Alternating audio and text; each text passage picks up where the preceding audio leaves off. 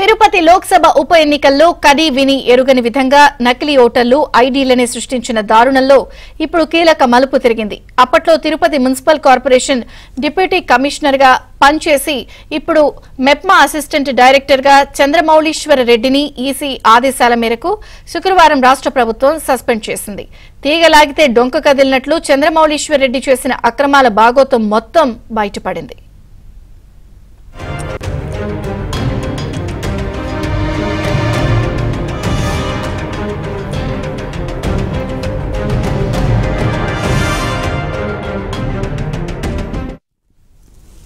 ఇక తిరుపతి లోక్సభ ఉప ఎన్నికల సమయంలో సుమారు 35,000 ఓటర్ ఐడీలను డౌన్లోడ్ చేసి వాటికి నకిలీలను సృష్టించారు.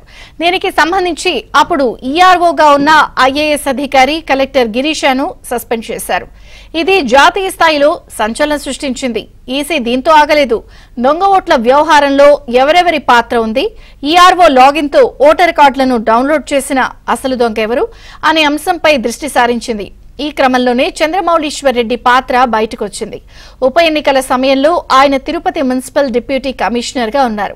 తిరుపతి ఉప ఎన్నికల రిటర్నింగ్ అధికారి కూడా ఆయనే. ఎలాంటి చట్టబద్దమైన ఆదేశాలు లేకున్నా అక్రమంగా ఈఆర్ఓ పాత్ర పోషించినట్లు తేలింది. 35,000 ఓటర్ కార్డులు అక్రమంగా డౌన్లోడ్ చేసింది Chandramouleeswar Reddy login ID, phone నెంబర్తోనే అని స్పష్టమైంది.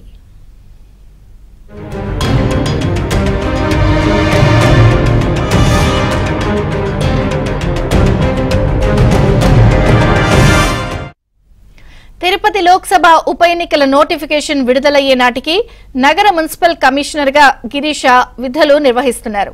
ఎన్నికల కమిషన్ ఈయన్నే ఈఆర్ఓగా కూడా నియమించింది. అయితే ఆయన అప్పటికే వివిధ హోదాల్లో 4.5 ఏళ్లుగా అదే జిల్లాలో పనిచేస్తున్నారు. చిత్తూరు జాయింట్ కలెక్టర్ గా సార్వత్రిక ఎన్నికల్లో కూడా అదే జిల్లాలో విధులు నిర్వహించారు. ఈసీ నిబంధనల ప్రకారం ఒకే జిల్లాలో 3 ఏళ్లకు పైగా పనిచేస్తున్న వారిని ఎన్నికల విధుల్లో ఉంచకూడదు. దీని ప్రకారం గిరీషాను ఈఆర్ఓగా నియమించడం సాంకేతికంగా కుదరదు. అప్పటి కలెక్టర్ ఈ విషయాన్ని ఈసీ దృష్టికి తీసుకెళ్లారు. దీంతో ఈఆర్ఓను మార్చుకునేందుకు ఈసీ అనుమతించింది. అప్పటి కలెక్టర్ ఆర్ఓగా ఉన్న చంద్రమౌళీశ్వర్ రెడ్డిని ఈఆర్ఓగా నియమించారు. కానీ దీనికి ఎన్నికల కమిషన్ ఆమోదం మాత్రం లేదు.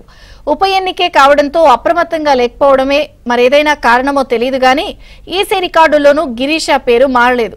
ఈసీ రికార్డుల ప్రకారం ఉప ఎన్నిక ఈఆర్ఓ గిరీషాని, కానీ తిరుపతిలో ఈఆర్ఓగా చక్రం తిప్పింది మాత్రం చంద్రమౌళీశ్వర్ రెడ్డి. ఈ విషయం గిరీషాకు కూడా తెలియదు. సాంకేతికంగా తాను ఈఆర్ఓగా ఉండటం కుదరదని కలెక్టర్ కూడా తేల్చడం వరకే ఆయనకి తెలుసు. దీంతో ఆ తర్వాత జరిగిన పరిణామాలపై ఆయన దృష్టి సారించలేదు. ఇక్కడే అసలు కుట్రకు తెరలేచింది. ఈసీ నిబంధనల ప్రకారం ఈఆర్ఓ లాగిన్ మారిస్తే వెంటనే ఈసీ గెజెట్ లో కూడా అధికారి పేరు మారిపోవాలి. కానీ తిరుపతి ఉప ఎన్నికల సమయంలో ఈసీ గెజెట్ లో ఈఆర్ఓగా గిరీష పేరే ఉంది. రాష్ట్రంలో ఈఆర్ఓ లాగిన్ మాత్రం చంద్రమౌళీశ్వర్ రెడ్డి పేరుతో మారిపోయింది.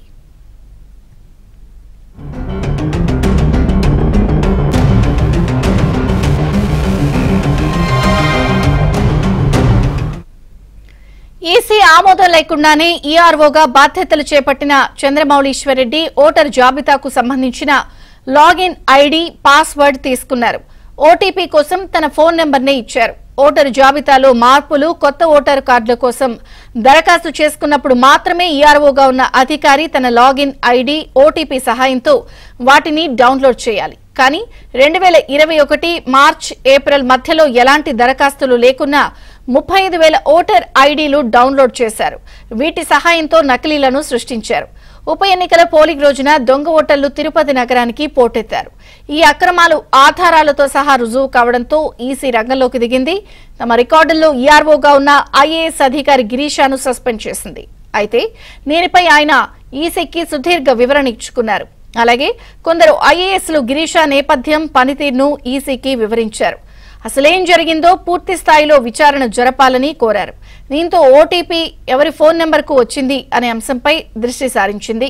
తీగలాగితే డొంక కదిలినట్టుగా చంద్రమౌళీశ్వర్ రెడ్డి బాగోతం బయటపడింది.